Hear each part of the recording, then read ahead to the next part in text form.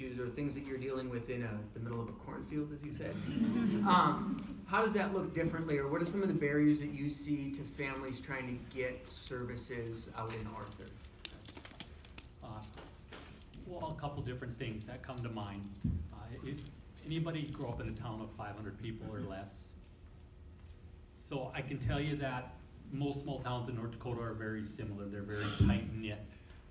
People know each other. People know their grandparents, their grandkids, their parents, and they're going to do that forever.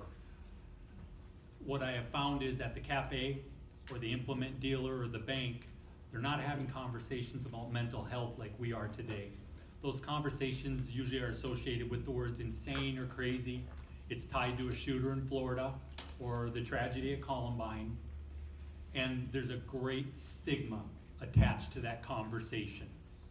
And in our smaller communities, that's a tough thing to break down because there's that belief that no one else has ever had that. So my kid won't have that.